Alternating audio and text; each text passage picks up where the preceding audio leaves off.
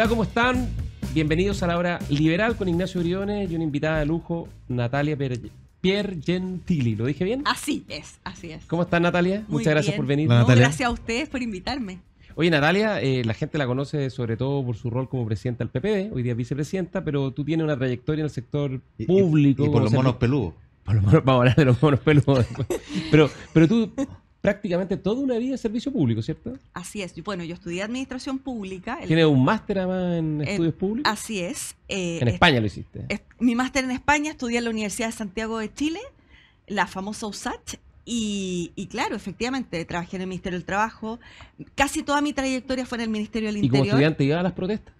¿De vez en cuando? Es que yo entré a la universidad, voy a desempolvar, en el año 96. Por lo tanto, en nuestra gran lucha, que fue, me acuerdo que fue el año 97, fue para aumentar el monto del crédito fiscal, que era lo que teníamos en esa época. Imagínate la diferencia. Esa era, digamos, la discusión. Ahora es condonar el CAE. Así es, esa era la discusión de la época. Y aunque yo tuve el privilegio de no pedir crédito fiscal los primeros años, sí, después los dos últimos sí, sentía que, claro, que yo me abría un mundo súper diverso. La USACH te abre como, sobre todo en los 90, te abría un mundo que yo al menos desconocía, de enormes diferencias y de enormes desigualdades.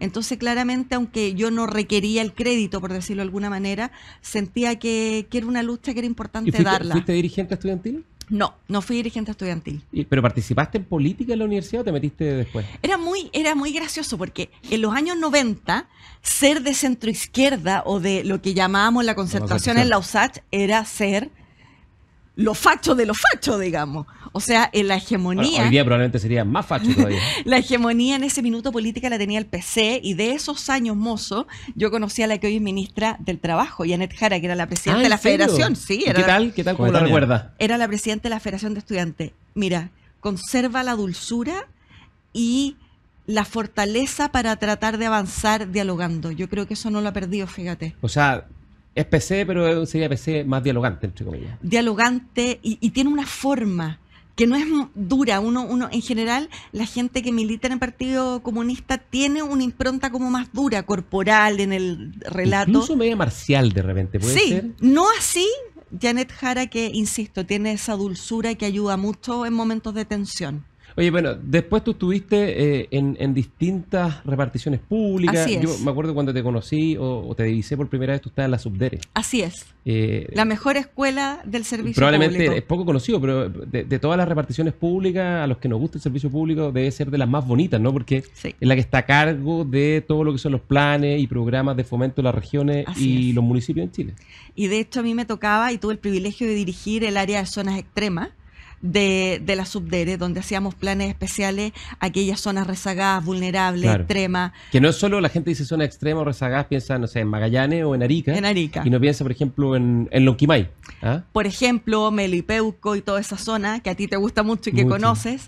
Y por otro lado, zonas de rezago en crecimiento. Zonas distintas o con influencia cultural distinta como Isla de Pascua. Implementamos la primera consulta indígena. O sea, fue una pega. Ha sido el lugar en que... ¿El lugar que fuiste más feliz, sí, en política o en el servicio público? Y que esos lugares donde tú sientes que cualquier malestar, cualquier dificultad, igual hace que valga la pena. Y no siempre en política uno tiene la reflexión de si vale la pena. No, casi siempre es lo contrario. Haciendo patria. Oye, y también fuiste subsecretaria de Economía durante el segundo gobierno del presidente Bachelet. Así es. Y también ahí descubrí un mundo distinto que tenía que ver con los territorios, sin duda, pero también todo lo que tenía que ver con cooperativa, economía social. Así que también ahí tengo un súper grato recuerdo. ¿Te quedas con Economía o la Subdere? Si tú me dices si me hubiera gustado más dirigir la Subdere, lejos. Ahora, es un sueño que no necesariamente no se va a cumplir, me imagino. No sé. No sé si en esta administración, pero... o sea, tampoco es que mi sueño sea dirigir ese lugar, sino seguir participando de iniciativas como las que lleva adelante la Subdere sería un privilegio siempre. Es que la Subdere realmente tiene una misión muy linda. Muy poco bonita. Conocida y muy bonita. Sí. Oye, entremos en materia. Estuve leyendo algunas cosas, tú escribes en La Tercera, estuve leyendo tus columnas, y encontré una que me llamó la atención porque me interpreta casi siempre, no sé si siempre, pero casi siempre, que tú hablabas del optimismo a propósito del cuadro actual político, social tan complejo, ¿no? Y entre comillas la noté, tú te autorreferiste a ti misma como una optimista patológica. Sí. Una columnista que es una optimista patológica. Así me dice mi marido, de hecho. ¿Sí? Cuando hay un momento de dificultad familiar o estamos conversando algo que es complejo, yo le digo, mira, yo creo que esto va a salir por acá, vamos para adelante, no sé qué, me mira y me dice, es que yo no entiendo tu optimismo. Entonces él me bautizó como optimista. ¿Y eres patológica. optimista sobre Chile? Soy optimista sobre Chile en la medida de que pasen algunas cosas. Que hay que ser. ¿Cómo cuáles? A ver, yo creo que espero que no tengamos que tocar fondo en algunas materias para remecernos. Creo que somos, a pesar de las dificultades, un país resiliente, un país de personas que salen adelante, que se esfuerzan, que tienen motivo. Yo siento que los chilenos tenemos más motivos que los que tiene la política. Y eso es lo que me preocupa, que la política va por detrás de donde van los chilenos en sus causas, en sus dilemas, en sus biografías, pero tengo optimismo. Creo que eso, la lectura de aquello, va a terminar primando. Claro, pero más que nada, tu optimismo tiene un fundamento en lo que uno diría es el capital social sociológico de nuestro país, más que el capital político, Sí, sí. económico. Así es. Ya. Pero sí creo que tenemos, a pesar de todo, todavía instituciones que aguantan los remesones. Así. Y creo que eso es algo que tenemos que defender. Y por eso me molesta tanto esta discusión, por ejemplo, volver a la justicia militar. ¿Tiene una ganancia efectista? Sí, de 10 minutos de tele, porque hoy día con tanto estímulo la fama no es más que 10 minutos. Pero eso va en contra de lo que nos ha costado establecer instituciones fuertes, creíbles, en fin. Entonces sobre esas cosas creo que hay que reparar. Oye, pero déjame hurgar un poquito ahí, porque el ejemplo abarca una profundidad mayor, creo yo. En el primer proceso constituyente, que nosotros con Gonzalo fuimos firmes partidarios del rechazo, creíamos que era un pésimo texto, una de las cosas que insistimos mucho era esta idea de tener varios sistemas de justicia. Y la democracia liberal se sustenta en un sistema de justicia ciego, con reglas iguales para todos, y no concebíamos que tuviera que haber un sistema de justicia especial para los pueblos originarios. Entonces llama la atención que eso se olvide en este debate, porque de alguna manera la justicia militar como que invita a esta idea que tiene que haber una justicia especial para cierto tipo de casos, con tribunales además militares, en circunstancias que lo que debería interesarnos a todos más bien es cómo tú resguardas que las fuerzas de orden, cuando hagan uso de la fuerza legítima, el monopolio legítimo que ellos tienen, queden bien a resguardo. Y a lo mejor, claro, la institucionalidad civil no está preparada, no tiene un tribunal especializado para aquello. Y quizás la discusión debería ser cómo uno crea ese tribunal especializado como existe en otras materias, los tribunales ambientales, ¿no? En lugar de pensar automáticamente en una justicia militar que de partida no respeta, digamos, no tiene la condición de imparcialidad, tiene formas distintas en el cual el marco probatorio es diferente. Incluso algunos integrantes de las Fuerzas Armadas dicen no están seguros de preferir aquello, ¿no es cierto? Porque en muchos aspectos es más duro. Entonces, ¿por qué esta tentación, digamos, de no hacer con la institucionalidad que tenemos, en lugar de mejorarla, tratar de cambiarla, de generar siempre algo como esto no sirve, está todo malo, genero esto al lado? Hay una cuestión refundacional. Hay una cosa que es refundacional. muy instalada. Pero no solo refundacional, porque miremoslo desde esta perspectiva. Hoy día los incentivos son perversos en términos de no hablar de propuestas más profundas o hacer un doble clic en las materias como lo que tú te has referido. Entonces, como yo quiero el titular es todo esto a la justicia militar o la justicia, digamos, civil, por decirlo de alguna manera, no da garantías a nuestras Fuerzas Armadas. Y eso es lo que te dura el Twitter o lo que te dura la pasada en un programa político. Y creo que el incentivo hoy día, como todos aquí somos seres humanos y funcionamos por incentivos, es dónde ponemos los incentivos para darle un doble clic al debate. Ya, pero una pregunta, es que ahí esto lo hemos conversado muchas veces con Ignacio. Si el problema son las estructuras institucionales que generan estos incentivos a la dispersión, a la polarización, a la fragmentación, a los 25 partidos que tenemos en el Congreso, al debate y el combate, más que debate, el combate permanente, pues más bien un problema más estructural de la sociedad, no solo de los dirigentes políticos, sino de la gente que elige a quienes nos representan y están votando mayoritariamente por este tipo de liderazgos, ¿no? Liderazgos más divisivos, liderazgos más polarizantes, liderazgos más estridentes, más gritones hasta cierto punto. Sí. Y ahí hay una cuestión que me hace recordar este viejo discurso de la crisis moral de la República, Enrique Maquier, que él decía, mire, hoy día tenemos más barcos, más cañones, más empresas, más industria, pero tenemos una sensación de crisis. Y la sensación de crisis tiene que ver fundamentalmente con una crisis moral.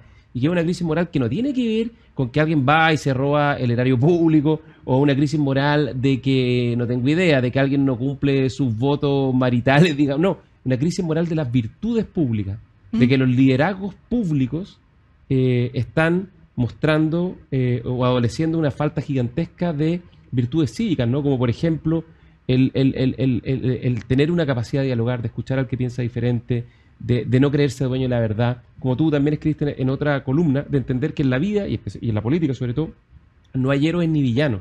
Y es una cuestión que es cierto, tenemos reglas como el sistema electoral que generó esta tremenda dispersión que es muy dañina, creo yo, pero hay un problema que yo creo que es anterior, que son las virtudes y los atributos cívicos en general de todos nosotros y en particular de quienes participamos de la actividad pública. ¿Sabes qué? Yo creo que aquí hay que sincerar algo que yo creo que hace mucho tiempo. El año 1998, la discusión de las izquierdas, concertación con la DC, digamos, era entre los autocomplacientes y los autoflagelantes. Gracias.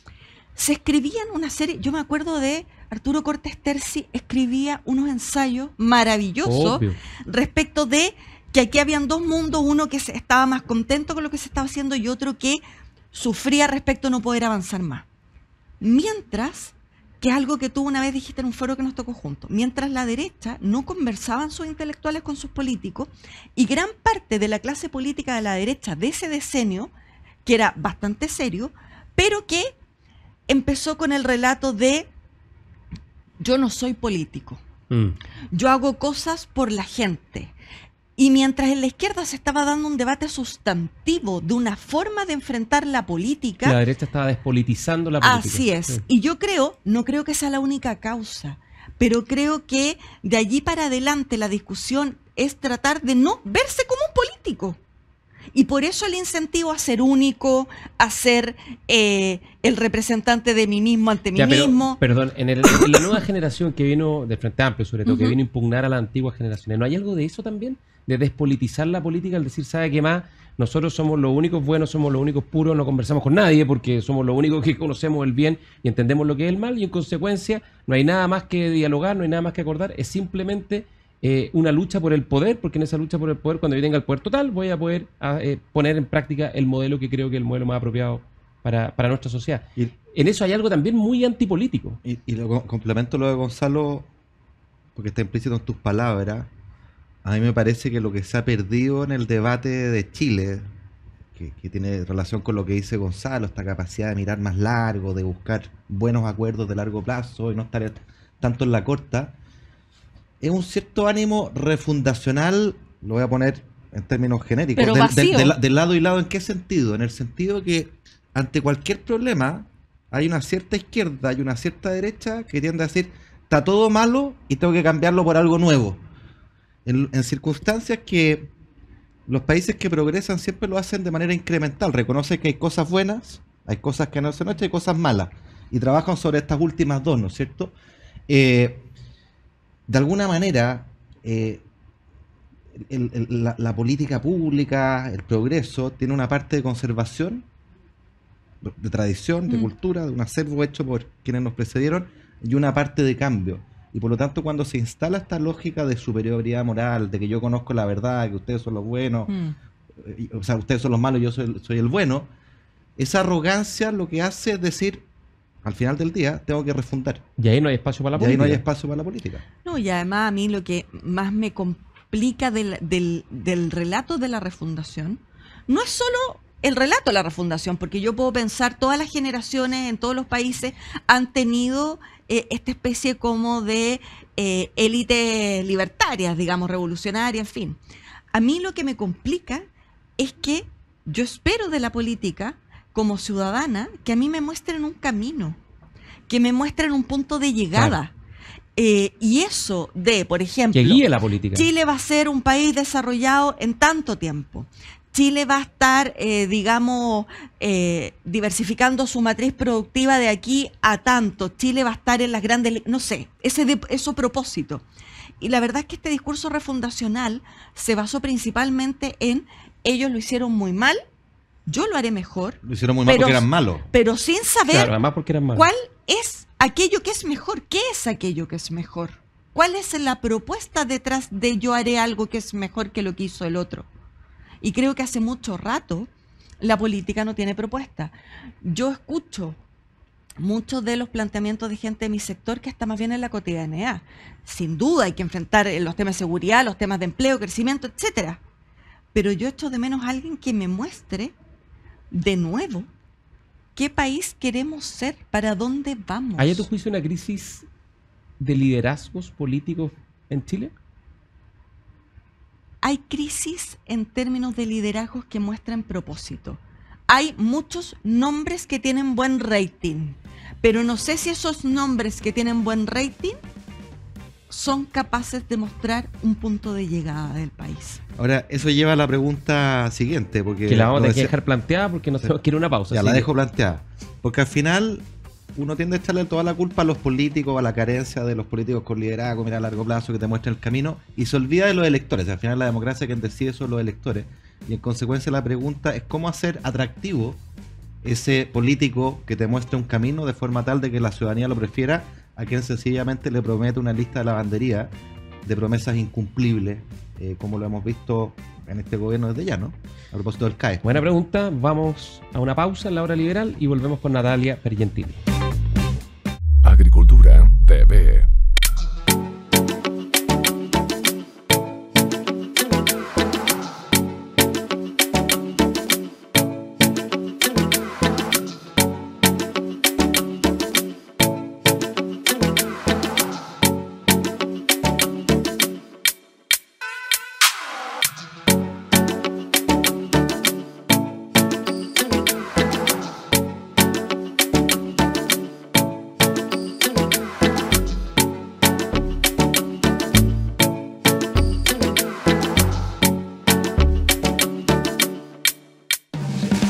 Estamos de regreso en la hora liberal con nuestra invitada Natalia Pergentili, vicepresidenta del PPD, expresidenta del PPD, ex subsecretaria de Economía y sobre todo una persona comprometida con lo público y con un domicilio político claro.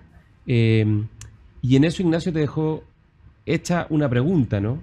Una pregunta que apela finalmente, apela sobre todo a cómo dotar de rating la política, entre comillas, que uno diría más seria, más responsable, que busca propósitos, que busca avanzar con reformas y no con revoluciones, ni refundaciones, ni apeñascasos, y no esta cuestión tan identitaria que tú, de hecho, vamos a hablar de eso, la criticaste muy fuerte hace un tiempo. Mira, yo creo que en los tiempos en que vivimos, yo siempre he creído, lo primero, que la ciudadanía es muy sabia. Prueba de eso es el resultado de los dos procesos constitucionales. O sea, la ciudadanía... ¿Eso es tontera o es sabiduría? No, porque, puesto de otra manera, farrearnos esos dos procesos como lo hicimos... Pero esos procesos no se los farreó la ciudadanía. Fueron los políticos, digamos. Pero ¿quién eligió a esos políticos? Sí, está bien, pero yo creo que en el ensayo y en el error finalmente prima como una cosa intuitiva del sentido común. Y por lo mismo creo que la ciudadanía... sobre todo a propósito de los últimos gobiernos donde el sistema político ha hecho más difícil la gobernabilidad, que le tocó al presidente Piñera, que hoy día le toca al presidente Boric también, más allá del juicio que tengamos acerca de la propuesta de gobierno, creo que la ciudadanía, que tiene esa sabiduría en la cual yo confío o en la cual soy optimista, ya no está o no está disponible ni para las refundaciones ni para estas eternas listas de supermercados. Yo creo que la ciudadanía entiende que no hay nadie que vaya a llegar y que con veracidad le pueda decir: yo voy a resolver todos estos males. Yo creo que la ciudadanía va a valorar que uno le muestre un camino de cómo los quiere abordar y que ese camino esté comprometido desde la ética, la transparencia, el debate, el diálogo. Yo creo que eso, a pesar de que puede sonar tibio o poco sexy en términos de un planteamiento rotundo, a la larga va a ser mucho más, digamos, tomado en cuenta por la ciudadanía que estas propuestas de yo termino hoy día, mañana con la migración. ¿Puede haber algo de eso a propósito del reconocimiento póstumo tras la muerte del presidente Piñera, de valorar ese tipo de virtudes que quizás antes no eran muy valoradas y hoy día, especialmente cuando parten líderes así, ¿no?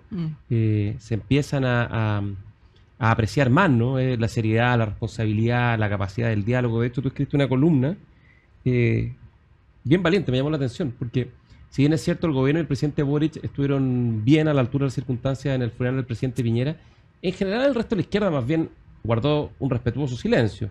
Y tú fuiste la excepción con una columna que decía algo así como: que vuelva la amistad cívica, una lección de la muerte del a propósito de la muerte del expresidente Piñera. Tú dijiste algo así: bueno, se rompieron ciertos códigos, se llegó demasiado lejos dentro de lo que es el marco de lo que uno entiende del diálogo político, y pusiste una frase que me llamó mucho la atención. Me gusta el Chile sin héroes ni villanos, que es justo el Chile que no hemos vivido los últimos 10 años, donde todos se creen héroes y le dicen al del frente que son todos villanos. Así es, así es. Pero eso, no sé, da la impresión de que fue un espejismo, ¿no? Porque pasó febrero, llegó marzo y como que volvimos a las mismas andanzas de siempre. Yo creo que en esto hay que tener memoria y hay que tener respeto por desde donde uno vive la política. Yo empecé a militar a los 20 y tantos años y entré a una escuela de formación política. En esa época habían escuelas de formación política, y por eso mi admiración por el presidente Lagos. Él, al alero de la Fundación Chile 21 en esos años, creó una escuela de formación política porque dijo: no solo queremos buenos profesionales que se vayan a estudiar afuera, etcétera, que sean la vanguardia iluminada del pueblo, sino que queremos personas que tengan formación política y que tejan relaciones cívicas entre diversos. Entonces, cuando tú eres parte a los 20 años de un espacio de colaboración con otros, con gente que vivió la dictadura, vivió la muerte de su amigo, vivió el exilio y fue capaz de que los intereses de reconstruir el país fueran más importantes que esos dolores, que esa historia, claramente a mí solo, en mi condición de heredera política de esa generación, lo que me queda es honrar aquello. ¿Te sientes laguista? Yo no sé si me siento laguista. Yo tengo un enorme cariño personal y un respeto y una admiración política por el presidente Lagos. Pero es curioso, ¿no? Porque siendo la figura más importante de la izquierda junto a la presidenta Bachelet, su legado político más bien lo reivindica la centro-derecha hoy día. La centro-izquierda y la izquierda poco y nada. Bueno, yo creo que uno en la vida tiene que ser consecuente con lo que uno cree y con sus principios. A mí, yo no sé por qué o por qué no es atractivo para algunos reivindicar la figura del presidente Lagos. Yo lo haré donde pueda siempre. El presidente Lagos es de esa figura, uno llamaría verdadero estadista, ¿no? En el sentido que siempre tiene, hasta el día de hoy, conserva esa mirada larga, ¿no? Como pensando en el largo plazo de un Chile mejor. Que se ha perdido porque hoy día estamos todo el rato en la corta, sí, en la pelea chica. Y quiero conectar eso con lo que decía Gonzalo a propósito de las virtudes cívicas, ¿no? Que uno podría decirlo, quizás lo que uno echa de menos en la política es un auténtico sentido republicano, en el sentido de uno llega al poder no porque el poder es el fin último, sino que es un medio para un bien mayor, que es el bienestar de Chile, que no se construye sobre la base del cortoplacismo ni de las soluciones mágicas, sino que mostrar una hoja de ruta, un camino que es difícil decirle a la ciudadanía: esto lo vamos a recorrer juntos, no va a ser fácil, no hay bala de plata. Así es. Nos vamos a equivocar, vamos a reconocer los errores, ¿te fijas? Y yo siento que eso se pierde, y se pierde definitivamente, por definición, cuando tú entras a una política polarizada, ¿no es cierto? Porque en la política polarizada hay una sola certeza: que no logras acuerdos. Así Y es. sin acuerdos no hay políticas públicas que avancen en esta dualidad, tradición, mantener con cambio, en este proceso gradual. Y eso es muy poco republicano al final del día, buscar o aferrarse a la polarización, hablarle a tu propia barra brava y a nadie más que a tu barra brava, cuando por definición eso impide que haya acuerdos y por lo tanto avance, por definición no está contribuyendo al bien de los chilenos. O sea, Entonces no es puedo poco estar más de republicano acuerdo eso. contigo. No puedo estar más de acuerdo contigo. De hecho, lo vemos en discusiones que hoy día estamos teniendo sobre, por ejemplo, pensiones. Para algunos está siendo más importante el algoritmo, o sea, cuánto el porcentaje para allá y para acá para decir no claudiqué a tal o cual planteamiento, si el fin último que deberíamos representar todos es cuál es el mecanismo que políticamente y técnicamente hace subir las pensiones a corto plazo y lo hace sostenible en el tiempo. ¿Por qué estamos discutiendo sobre el algoritmo como bandera principal? No digo que no sea parte de la discusión, digo que la discusión principal es esta otra. Entonces, esos son los tipos de cosas sobre los cuales a mí no es que se me quite el optimismo, pero me agobian. Se te digamos. pasa un rato. Se me pasa un rato, sí. ¿Y eres optimista respecto a este gobierno? Ya como el presidente Gabriel Boric está conduciendo su A ver. administración. Para nadie es que siga la política, digamos. Para nadie que siga la política es una cosa, digamos, rara que yo diga que a mí me ha costado sentirme Parte de este proyecto. parte de este proyecto. Por varias razones. Partiendo porque yo me niego a entregar el denominarse de izquierda, por ejemplo. Yo me siento una mujer de izquierda y me niego a que haya otra izquierda que quiera invisibilizar que mi manera de mirar la política tenga otra denominación. Y por otra parte, porque creo que hay cosas que en la conducción no me han parecido. Creo que hay poca autocrítica en materia de gestión. Hay cosas que, habiendo trabajado en el sector público, me duele la lentitud, me duele la desidia, etcétera. Y porque creo que no es un pecado, ni mucho menos, tener un cambio de posición en la vida, ni No. en la vida, ni en la política. Muy por el contrario, nobleza obliga. Pero tú tienes que ser capaz de anteceder ese cambio socializando una reflexión sobre cómo llegaste ahí. Y eso, Y eso, eso- eso ha faltado, claro. Y eso ha faltado. Eso ha faltado. Y le hace mal al gobierno, le hace perder credibilidad. De modo que yo creo que en muchas de las cosas que plantea el gobierno yo no tengo un desacuerdo per se en la lógica, en el valor fundante, en fin. Pero sí tengo discrepancia en cómo se llega a aquello y cuál es el relato y cómo se construye política con otros para llegar a eso. Sí, de hecho, en la semana hubo una presentación en la Universidad Católica de un libro de los expresidentes. Yo creo que en Chile en general hemos tenido buenos expresidentes. Todos yo creo que desde su posición han buscado el interés general del país, han buscado Ayudan, el participan. progreso y todo. Y yo creo que en el caso del presidente Gabriel Boric, que ha dicho que ha aprendido mucho, y de hecho en la presentación de ese libro dijo: yo ahora no soy un presidente que ande por las redes sociales polarizando, confrontando, porque entiendo que es distinto, uno tiene que unir, uno tiene que representar a todo un país, uno tiene que tener una mirada más amplia. Pero da la impresión de que eso, de la forma en que él se va a encajar en la historia, está todavía por verse, porque por una parte hace no hace las reflexiones, manifiesta sus cambios de posiciones, pero como bien tú dices, no fundamenta, justifica o mínimamente explica por qué cambió de posición. El problema que tiene eso, que yo creo que es el problema por qué no tiene credibilidad esos cambios de postura, es porque dice, bueno, ¿y qué pasa ya? Supongamos que hay un cambio de gobierno, va a ganar la derecha, la centro derecha, y esa izquierda va a volver a la calle, va a volver a promover lo que fue el octubrismo, va a volver a amparar las barricadas, a defender, a homenajear en el Parlamento a quienes buscaban echar abajo las instituciones. Yo creo que eso todavía está por verse, o sea, el peso de la prueba está todavía en ello. Aunque sea majadero decirlo, que ya a esta altura es medio latero insistir en el punto, pero Oye, políticamente es importante. Para tirarle no sé si un salvavidas, pero un complemento a lo que, un salvavidas al presidente y un complemento a lo que dice Gonzalo. Yo creo que él ha sido súper valiente en cambiar de postura, no una, varias veces, eso hay que hacerlo, yo creo que es muy destacable, pero falta el porqué, pero falta también ese porqué y ese cambio de postura de quienes lo acompañan. Esto lo veo bastante solo al presidente. Ah, bueno, sí. O sea, esta O es sea, una su reflexión. vocera gobierno, Esto debería ser una ella la reflexión acompaña. como coalición. Yo Claro. lo más cercano que he visto a aquello, pero viene del socialismo democrático, digamos, es la reflexión y la autocrítica que hizo Paulina Báñez. Paulina Báñez, la presidenta del Partido Socialista, respecto a su rol durante el estallido, en particular sus silencios, cuando eso en otra que no era palabra, ni respecto a la presidenta. violencia. Y yo creo que ese es el tipo de reflexión que se está Claro. teniendo sobre todo el Frente Amplio, Pero- donde la autocrítica es bastante nula. Yo no la he leído. Pero que sabéis que a mí me pasa que creo que efectivamente quien habla también por el presidente, porque por ejemplo cuando, no sé, en el caso de la presidenta Bachelet, cuando hablaba Estel Ortiz en el diario, todo el mundo decía, esto es algo Es lo que la presidenta quiere decir y no puede decir. Exacto. Entonces, cuando habla Gonzalo Winter, que es como el alter parecido. ego del presidente, y le preguntan, ¿usted cree que este es un gobierno socialdemócrata? Y dice, sí, en realidad yo creo que a la luz de los hechos, este gobierno parece ser más socialdemócrata.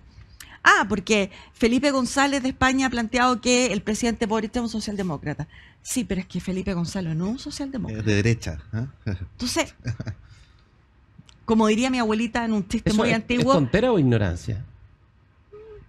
es no querer salirte del personaje, no querer entregar el punto. Entregar el punto al palo. ¿Sí? O sea, es soberbia. Con tu más. O como diría mi abuelita, el Tomás, chiste de sí. la mujer del piojento. Pero esta es una generación, esa nueva izquierda, ¿es una generación soberbia? Yo creo que etariamente algo, sí. Sobre todo en aquella élite, porque no es todo el Frente Amplio lo mismo, pero aquella élite más privilegiada en términos socioeconómicos, que tiene una mirada como paternalista, Es culposa. culposa, Es culposa. de los privilegios, como si uno viniera a la política a resarcirse de algo. Uno viene a la política como una opción de trabajar con otros para lograr cosas que a ti te parecen importantes en la sociedad. Si tú quieres exculpar cosas que sientes que la vida te ha regalado de más, te vas a una fundación, haces un voluntariado. No es la política el lugar para expiar culpas a No, para eso propósito. anda un convento, para eso. Anda a rezar. Donas tu sueldo, pero de verdad. Claro, Una autodonación. porque además también caes en esta cosa entre paternalista, culposa, soberbia, que es yo represento a aquellos que han sido oprimidos, aquellos que han sido vejados, sin ni siquiera meterte en esas realidades. Porque cuando uno dice representar a un otro, tiene que tener un poquito de capacidad de empaparse realmente de lo que ese otro aspira. Es como en Chiloé, cuando iban a poner el mall en Chiloé, toda la gente acá en Santiago, el Red Set Un decía, escándalo. qué espanto, que no sé qué. Y tú le preguntabas, yo trabajaba en ese tiempo en zona extrema, por lo tanto iba mucho a Chiloé, estábamos viendo el plan Chiloé, y la gente quería un mall. Decía, Oye. primero, porque quiero un espacio donde yo pueda ir con mi familia, calefaccionado, con oferta gastronómica, y porque quiero comprar un poco más barato que teniendo que ir a Puerto Montt. Y no es tan feo tampoco, ¿no? No. O yo estoy muy mal. No, No. tiene una cosa arquitectónica que trató de ser bien amigable con el Sí, entorno. sí. Oye, nos tenemos que ir a una pausa. Antes de ir a la pausa, Natalia, nosotros siempre a los invitados, invitadas en este caso, les pedimos su recomendado. Que nos cuenten qué están leyendo, qué series están viendo. ¿Algún recomendado que tú le quieras dar a quienes nos escuchan o nos ven? Hoy, a ver, de serie. ¿Qué libro está en tu velador o qué serie está en tu lista de Netflix? En mi velador está a la izquierda no es walk. Bueno, Sí, tiene reflexiones interesantes. ¿cómo se llama la autora? No me acuerdo. Pero está bien de moda, a la izquierda no Sí, es woke. sí. Y ayer fui a ver una obra de teatro que me recomendó mi queridísimo amigo Pepe Out, que es Enseñando a Rita, que es una obra inglesa, pero que se tradujo muy bien con Francisco Reyes y con Andrea García Huidobro en el Teatro Socos. Me ha hecho pensar mucho, una obra súper bien actuada, que tiene, digamos, desde el aspecto emocional, político, de clase, una obra bien recomendable. Oye, buen dato y me dicen que la izquierda no es woke, es de Susan Neiman. Dime. Susan Neiman. La izquierda Susan no es woke. Neiman. ¿Tú tienes recomendado, Ignacio? Sí, tengo un recomendado. Estoy leyendo un libro, no lo he terminado, voy a la mitad. Precioso. El olvido que seremos, de Héctor Abad Fasciolini. Sí, he Autor escuchado colombiano, lo tengo en la lista de los pendientes, he escuchado buena que crítica. es la historia del amor entrañable de él por su padre médico que hacía una gran labor social y que fue asesinado. Todavía no llegó al punto en que lo Esto en asesinan. Colombia. En Colombia, en En Medellín. Colombia, sí. Eh, Asesinado por el narco, No lo sé todavía, Ah. pero era una persona que era bien criticada por sus posturas sociales dentro de una élite conservadora. No sé cuál es el motivo del asesinato, pero el comienzo, Pero además, qué lindo título. el olvido que seremos. sí, el comienzo, cómo describe, cómo retrata ese amor entrañable por el padre, me hizo recordar las confesiones de San Agustín, cuando llora la pérdida de su madre. Que es muy lindo, como muy visceral y profundo. Y uno piensa, digamos, pucha, que importantes son los padres, digamos. Y uno qué lindo como el amor, padre, y qué lindo el amor filial. el amor también. filial. Sí. Oye, yo muy corto me leí recién una novela que tiene como unos 4 o 5 años, que se llama Hamnet, de Maggie O'Farrell, que es la historia, está ficcionada, ¿no? Pero sobre ciertos hechos reales, los pocos que se conocen sobre Hamlet. Hamlet fue el hijo de Shakespeare, no de Hamlet. Hamlet era lo mismo que Hamlet, se usaba indistintamente en esa época en Inglaterra. Y Shakespeare tuvo 3 hijos, 2 hijas y un hijo, y ese hijo Hamlet murió muy niño, a los 12 años aproximadamente.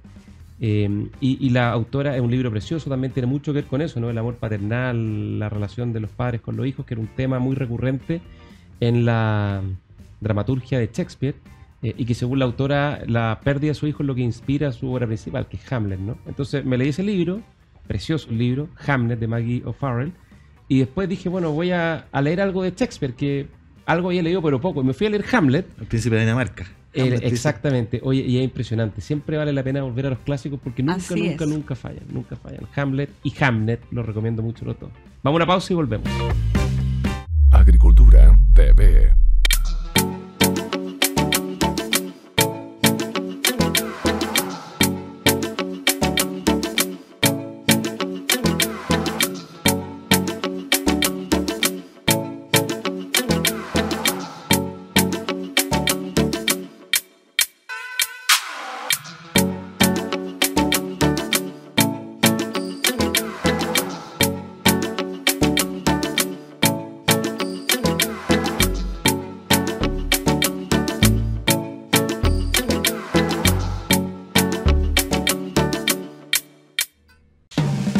Estamos de vuelta en la hora liberal con Ignacio Briones, Natalia Pergentili, y no podemos dejar de hacerte la pregunta que todos nos hacemos.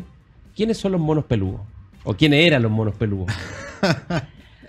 Pregunta que deben haber hecho un par de veces. Dejó la escoba con esa declaración. Esta es una entrevista para que la gente que nos escucha, una entrevista justo un poco antes del primer plebiscito de la primera convención constituyente, donde tú criticabas fuertemente la forma en que esta está funcionando y las propuestas de constitución que estaban haciendo, y hablaste de los monos peludos. Bueno, yo quiero contar brevemente Era un peluche. la historia real. Yo siempre le daba entrevista a La Tercera con una periodista en específico que era como la que cubría política. Y yo soy bien deslenguada para hablar. Entonces, cuando ella me hacía una entrevista, me decía, ¿qué opinas de tal cosa? Y yo le decía un epíteto, así un chilenismo. Y después en el reportaje salía, Natalia Pergentili opina que este tema es muy indeseable, por ejemplo. Ella me traducía el chilenismo. Y yo dije, bueno, esto es como una práctica del diario. Entonces me entrevista otra periodista. Y yo, en mi forma de ser de siempre, no solo lancé eso, sino muchas otras, chilenismo y cosas. Y dije monos peludos por varias razones. Primero, porque en mi época en la universidad, a los que estaban más a la izquierda del Partido Comunista le decían los monos. ¿Ya? Eso. Y peludo ya era por ponerle un doble, o sea, un signo de exclamación. Un doble epítome. Pero como les digo, yo siempre en mi, a lo mejor, ilusa creencia de que, tal como había pasado otras veces, eso iba a quedar traducido en otra forma de redacción. De hecho, cuando leo la entrevista, casi me desmayé. Cuando te levantaste en la mañana, fuiste a tomarte un café, lo que uno le pasa, que Claro, da una entrevista. Y dije, la voy a leer. Y era el titular, yo creo que era, ¿no? Sí, no, y Tú decían, supiste al tiro que iba a sacar roncha. no, y fue terrible. ¿Cómo fue tu WhatsApp esa mañana? ¿Cuántos mensajes te llegaron? Pero es que, ¿sabes lo que pasa? Me llegaron algunos WhatsApp de algunos ministros y bueno, en fin. a mí lo que más me complicó no era los monos peludos. Yo le pongo el pecho a las balas, en la vida en general. Pero claro, pero en la forma en que yo me expresé había una parte que a mí me dolía respecto de que yo sentía que no me representaba. Y que no era lo de los monos peludos, sino que era cuando yo ponía que la agenda identitaria y otras leceras, entre comillas, yo decía, esto no me representa. Yo soy presidenta de un partido que ha bregado históricamente por los temas de las disidencias sexuales, etcétera. Por lo tanto, esa parte era la que a mí me complicaba, no la de los monos peludos. Y dije, bueno, esto ya lo dije y ya. Y vamos para adelante. Pero me pasó al revés.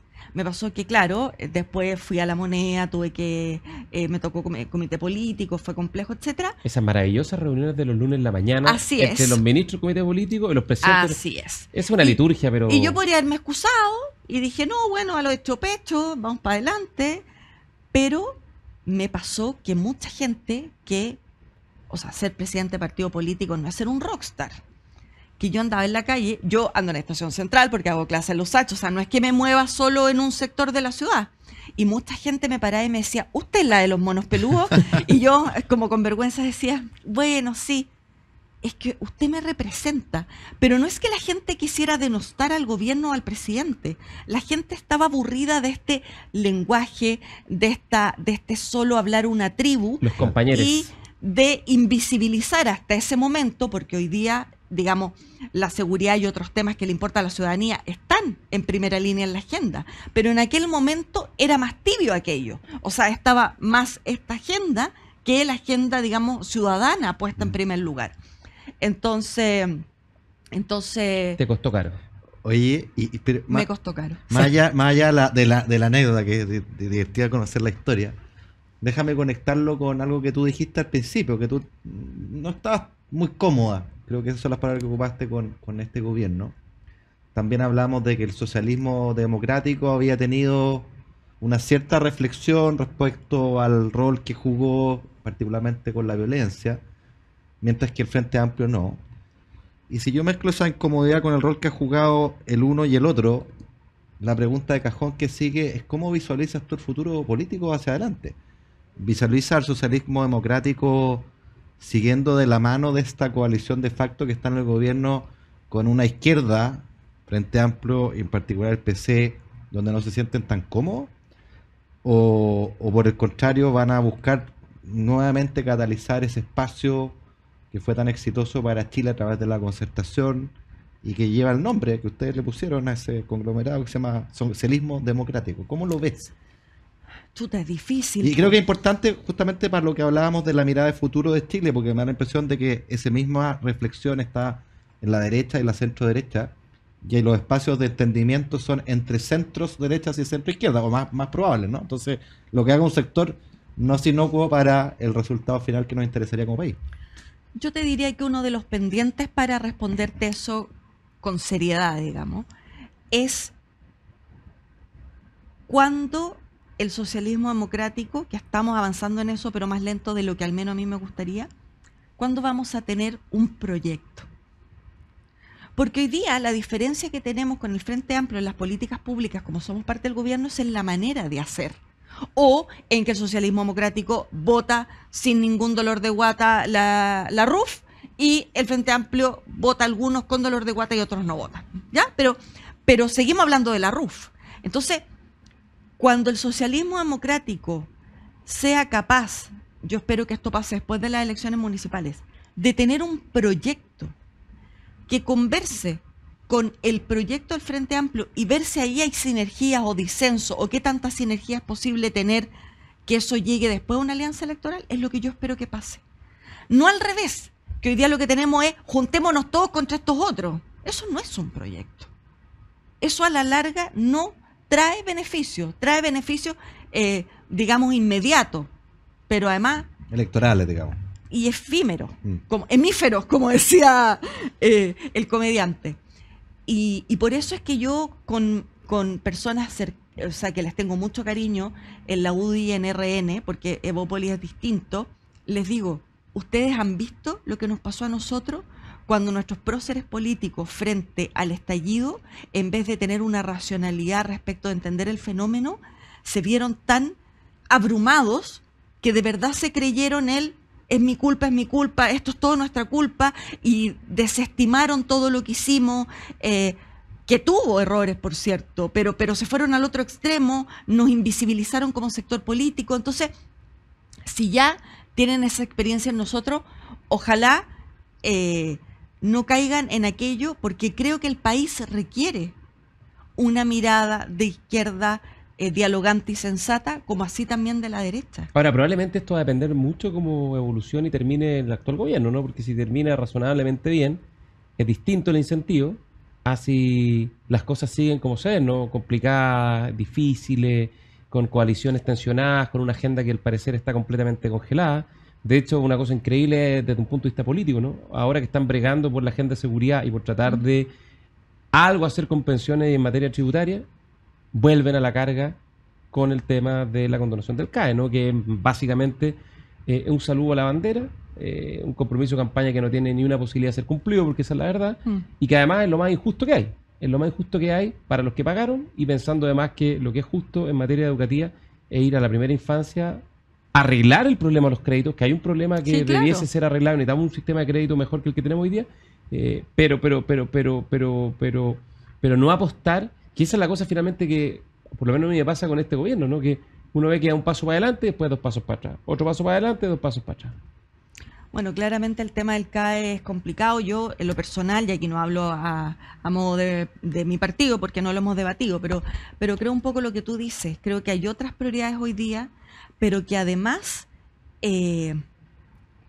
con la gratuidad, hoy día quienes tienen CAE, podemos discutir sobre, bajemos el interés, Claro. veamos tipos La de... condonación de la deuda después de un periodo de pago, eso Veamos, son temas que quedaron pendientes. ¿o qué incentivo le damos a aquellos que pagaron, por ejemplo, en el Exactamente. próximo ejercicio tributario? Pero creo que...